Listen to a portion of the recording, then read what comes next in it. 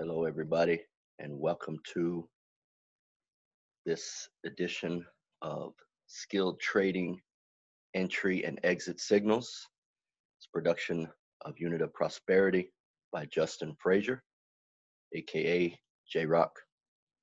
So I'm going to teach you several things that I've learned over the last 20 years of trading and get you on the path to making consistent profits in an effective manner. So let's go ahead and get this thing rolling. Some food for thought. Greed kills. There's a saying on Wall Street that piglets get fed, but hogs get slaughtered. So don't be a hog. Don't try to break off more than you can chew. Don't enter more than your account will allow. How many of you have made money and lost it all in a hurry because you got greedy and you went from a 0.10 lot size to a 2.0 lot size? Destroyed your account in about 30 seconds. So I've made as much as $70,000 in 15 minutes and then gave $100,000 back 20 seconds later because I held out for the $100,000 mark and then it disappeared and took another 30,000 with it because the market has a tendency to reverse really quickly. And if you don't have your stop losses in very tight, you're going to be in big trouble. So stay disciplined. Don't get greedy. Take little bites. Even the professionals don't look to capture the whole range. Slow and steady. It produces fabulous results with small bites at a time. Don't try to take off a big chunk just because you see an opportunity. That opportunity can turn into devastation. Just want to warn you all, try to get this out front in the forefront of your mind before we really get going so that you know if you do it slow and steady, you're going to win. There's been times where in 3 hours I've made $5,000 and then I took off a big bite, increased my lot size triple, and it reversed on me and I lost $8,000 over the next 20 minutes. So I gave up everything I made over 3 hours, all because I didn't stay disciplined. And greed is very difficult to overcome. I'm sure many of you can testify to that. Probably shaking your head and saying amen. Now, here's the thing. You don't want to try to get in at the very bottom. Don't try to get out at the very top, unless you're a professional trader, and they rarely do it. Don't put all of your capital in one trade. That's over leveraging. That's a sure way to get blown out of your account. Don't go against the general market. The trend is your friend. Don't be afraid to take a small loss, or you may be ending up with a big one. So there's been times where I've been down 500 or 1,000, and it doesn't look like it's going to come back to me for days. I'll just close that trade, take that loss, jump into another one, and in 30 or 40 minutes, make it back. Use smaller amounts, say I'm down $50 or 100. Don't be afraid to take that loss if 50 or 100 is big to you, to get out and jump into another trade, and you can probably make it back if you get in to high probability, good setup trades that are designed to go in the direction of your technical analysis training. And that's what you want to learn, is how to read the charts. So never trade what you can't afford to lose, and know your risk tolerance. The market can be manipulated, so beware. Obviously, you see the market has dropped hundreds of pips in a matter of 20 seconds, and everybody's stop losses get taken out along the way, and they were in profit so good, but they didn't move their stop losses up. And that market dropped. Somebody threw $1 billion on a sell order, and it just plummeted. And then all of a sudden, boom, it ran right back up and back to where the people would have been in profit. Institutional traders, hedge fund managers that control billions and hundreds of billions, they will rock your world. Retail traders don't stand a chance with these guys in high-skilled, high-speed computers. So you have to beware of that and always protect yourself against the big drops, and we've seen that over the last couple of weeks. The market can be manipulated.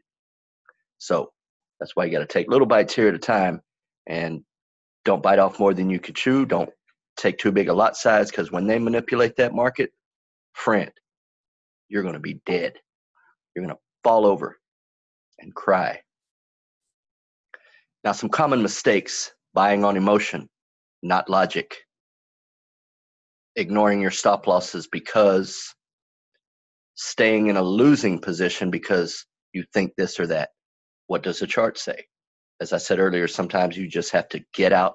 Don't sit there and wait for days for it to come back, because you believe it's going to bounce back and you will exit at break even. It may never come back, or blow your account out before it ever comes back. So don't be afraid to take a quick exit with a small loss or even a mid-sized loss. You'll make it back on another trade. You've got to be patient.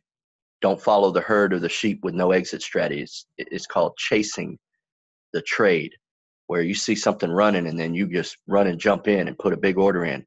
Well, that may be the end of the run. Be careful, pay attention, wait for your setups, do your homework, do your analysis, and be ready for when that trade starts to do what you've been expecting it to do. Don't think, I got to make money every day. Oh, well, Mr. Stinson makes money every day, and Jrock makes money every day, and these other guys, I got to get in on a trade every hour. Don't do that. Slow down, take it easy, and learn how to do it before you get in, because these guys, they're scalping probably 20 seconds getting in and out, and they can make $1,000. The common mistake also is not closing out on the strength of a run or fall. So you got in and then it takes off and you say, oh, well, it's going to the moon. Nothing ever goes to the moon. It's a saying, what goes up must come down. What drops will bounce back. You just have to be patient. So when it takes off, you want to sell into the strength of the run, because at some point, those people that bought way down here and it runs way up, what are they going to be doing? They're going to be taking profit. So when they sell, that slows that run down, and then boom, it starts coming down as they get on the sell side, and then it drops all the way back. That's why you see it go up and down many times pretty quickly. Holding long term, it's not the best, really. You could go look at monthly charts of the currency pairs. They go up and down. They're cyclical. I mean, there's swing trading, position trading, day trading. Day trading is playing the 1 5-minute, 15-minute charts. Swing trading, you're getting into a little bit longer, 15, 30-minute, 1 hour, 4 hour, or a day chart, riding it for a few days. Position trading, you're looking at the daily, weekly, and monthly charts to see what it's going to do over a longer period of time, and saying, I'm going to get in and hold on this for a few weeks because I think this is what it's going to do. And you have a target in mind based on your chart analysis. And you get in and then you get out depending on what type of trader you want to be. So don't think that just holding long term is going to be the most effective, because when it goes up, it's going to retrace. It will come back. It's cyclical. Don't overextend yourself on a single trade by putting too much of your capital in. Stay disciplined. And that's called over leveraging, by extending yourself on margin using the traders, the brokerage house equity, their money, doubling up on your money. And then when the trade goes wrong, you're doubling up on your pain and devastation. Be careful. Do not overextend yourself. Leave yourself some room with that free margin to at least 50 to 75%. Warren Buffett generally doesn't trade more than 5 to 10% because of the leverage. So you got to follow what wise investors do. Follow the smart money, and you'll make money. All right. So let's talk about entry and exit indicators. I could tell you of a host of different indicators. There is no holy grail for that. There are things that you can look for. It depends on the type of patterns that you look for to trade. So, for instance, there are individual candlesticks. You've got the bullish or bearish engulfing candle, the piercing or dark cloud cover, the star candle, the doji candle. They've got morning stars, many different types of single candles that when you learn candlesticks and you look at these candles, say, oh, well, yeah, that's a doji right there. That's a push and a pull between the buyers and the sellers, bulls and bears. So we're going to wait and see. You can tell an entry and exit based on individual candles. Also, they have candle patterns, double, triple, top and bottom, high and low basing triangles, flag patterns, head and shoulders, cup and handle, a host of different candle patterns. I'm not going to go over all of these right now. I'm just giving you an idea.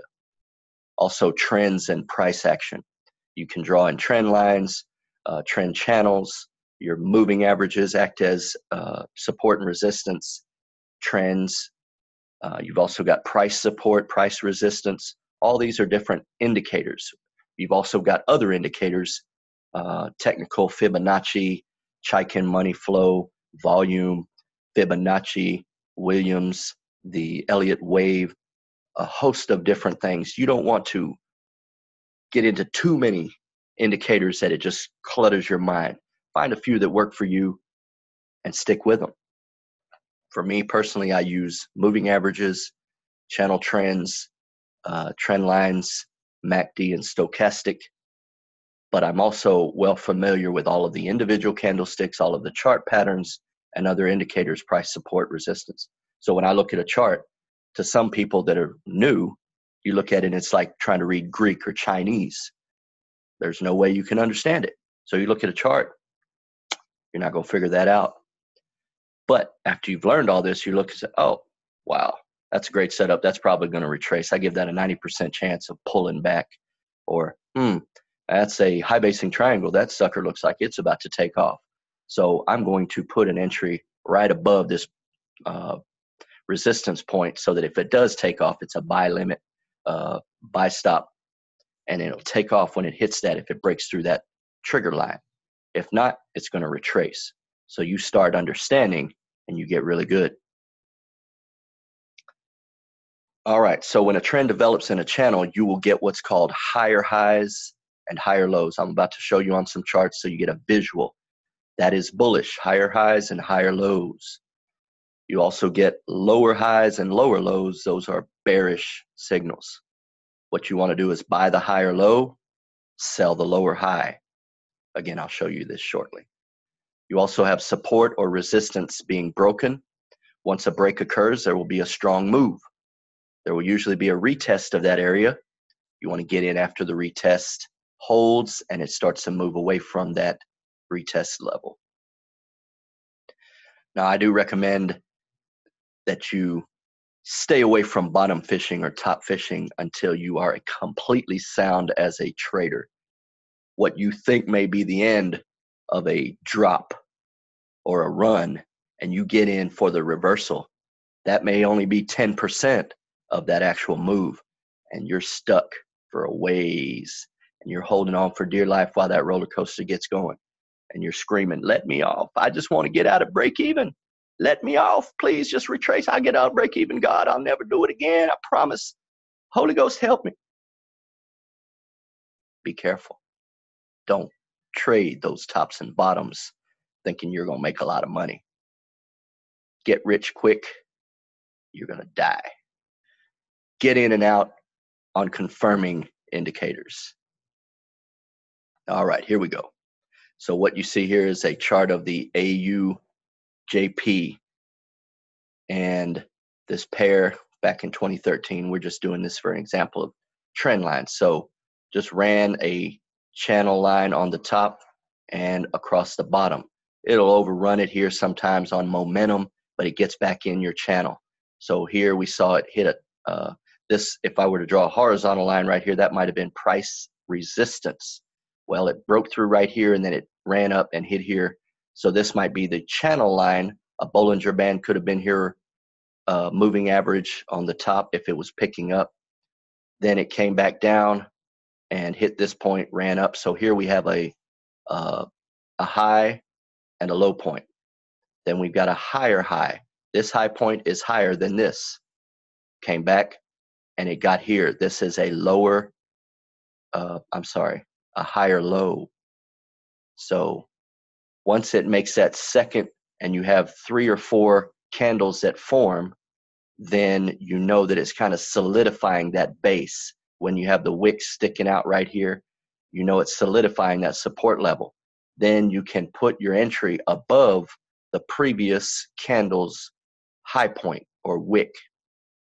And you say, if it comes here, buy, and I'm going to run up, and then I'm going to sell at this line, put in a take profit at this point because you drew your line out.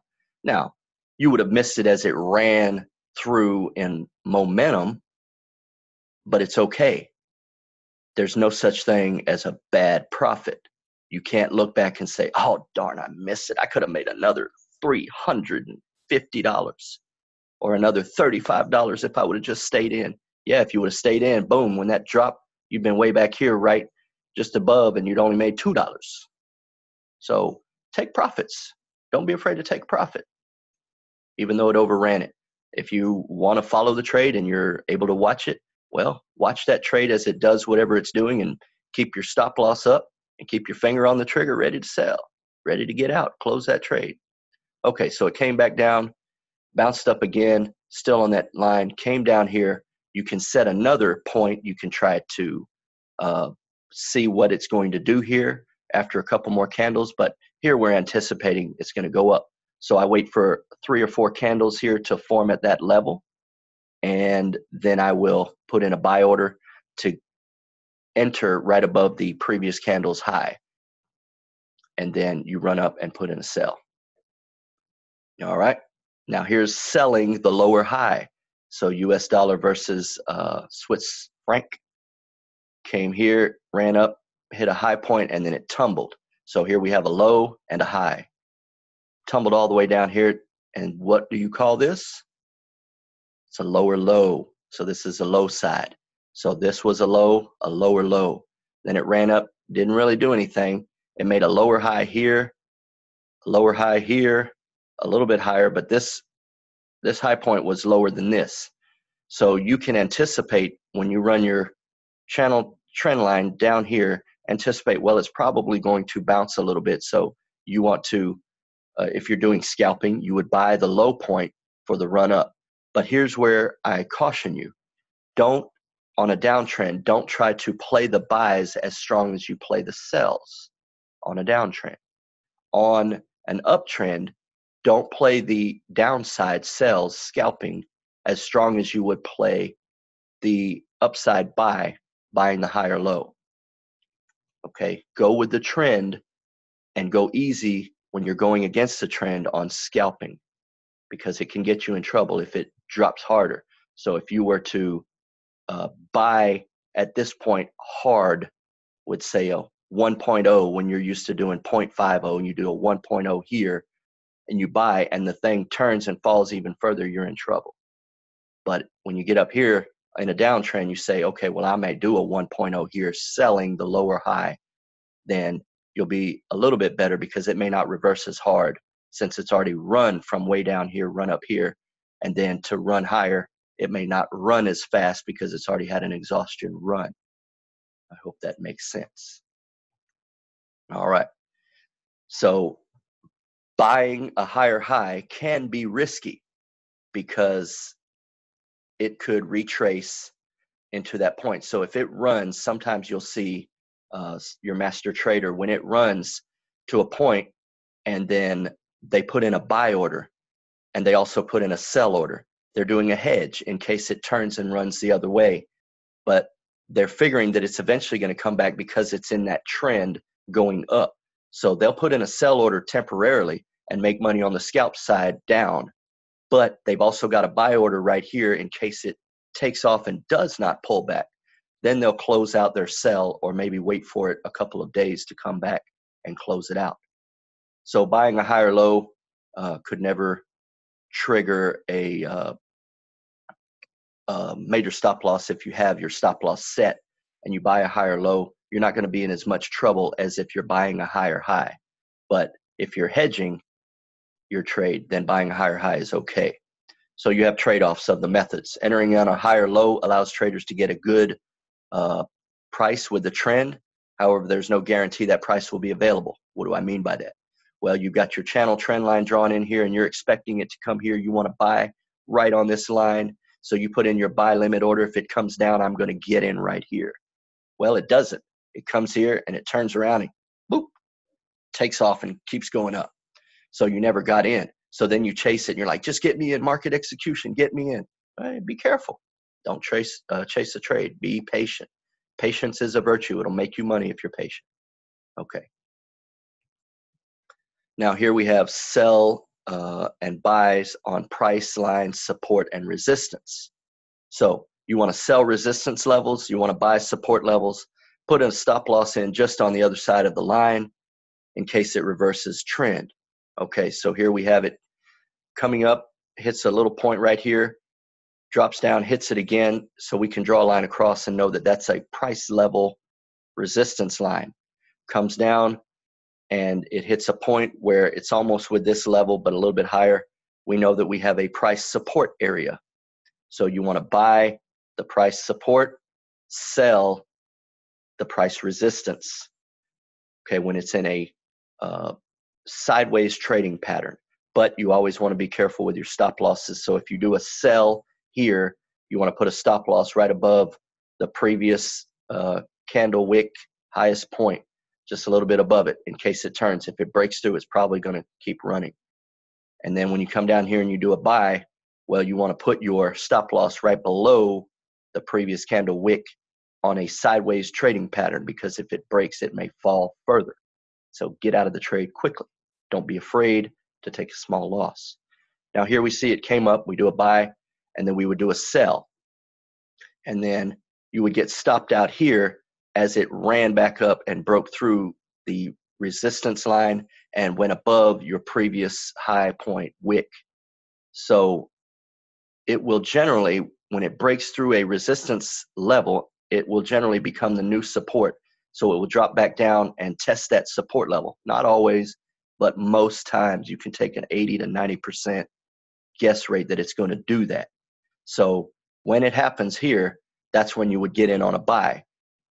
You could buy the line, which is not necessarily bottom fishing because you're not waiting for it to drop and then try to buy at the end of a run. You're actually buying on a good indicator, and then it'll run up. So this distance here, you would put a take profit the same distance up, and that's generally how it works on a sideways trading pattern. It'll run up that same level, goes along the lines of your Fibonacci retracements. If you learn that indicator, that will be good to help you in trading. So then it comes down, forms a new buy point on the previous resistance. Now it's the new support. Buy again and sell on the strength of the run because it didn't go all the way up before it came back down. So this is scalping right here. You want to be careful. Don't try to scalp too much unless you're a good day trader and you know how to read these 1 minute, 5 minute, 15-minute charts. So be careful when you're scalping. Now, I say down here, by adding other indicators like MACD or stochastics, you will get an idea of when a potential breakout or breakdown will occur, because you'll get really good at reading the charts. You can look at it and say, oh yeah, that's going to happen. So I'm going to put in an order just in case it does, and then you'll make some money. All right, I need to exit to do this part. So what we're going to look at here is the last part of what I was introducing to you, bottom and top fishing. So if you've got a trade that's going and you're watching it, the blue line is your 50-day moving average. This is a daily chart, as you can see down here, June and July, and then it'll go across. So every candle is a day. So you've been in a swing trade or a position trade, and you're watching it, ran up, trade sideways, came down a little bit, still moving, okay, and then keeps pushing up, and then all of a sudden it comes all the way down right here, hits a high point, comes all the way down, and you say, oh wow, that's definitely a buy point. The 50-day moving average is a strong indicator, a major line of support. So I'm going to buy here. I'm going to load up because it's going to keep going. It's going to bounce back. Well, you do that and it gaps up and you don't sell because you're expecting it to go to the moon on a gap up. Oh man, we're going to the moon. Then it starts coming down a little bit, comes down, bounces up, and then drops like a rock, maybe on news. So it bounces right here and you say, okay, well, that's just a retest. I'm still good. I'm going to buy some more. So you buy some more thinking that it's going to hold and go up. And then, boom, gets under that 50-day, bounces up, and you say, well, we're still good. It bounced up. I'm just a little bit in profit. Not too bad. That's still a good sign. Then it drops hard. It now has formed a resistance. The 50-day moving average is no longer support but resistance. You don't understand moving averages, or if you do, you're not trading on logic anymore. You are trading on emotion, saying, oh, well, it'll bounce back. This is just a fluke. It's just a little pause in the action. We're going to take off here in a minute. Hold on, guys. Put on your seatbelts. We're about to make some money. Trading on emotion. The thing then turns and starts dropping and bounces all the way down to the 200. You say, I'm going to load up and buy some more.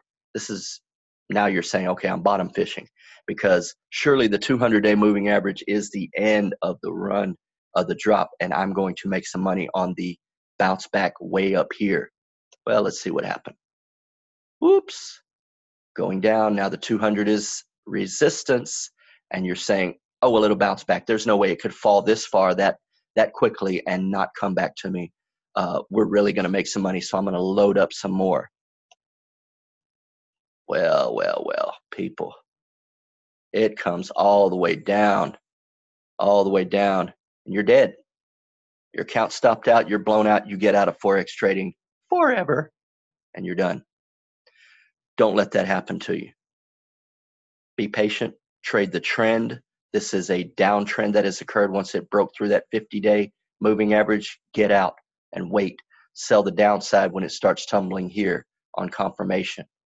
Don't continue to buy and go against the trend when you have an uptrend. Be careful. Trade the trend. And with that, I'm going to end our training, and I hope you learned a lot. Thanks for tuning in, and good luck with your trading this week. Be patient, and it will come to you in time. Take care.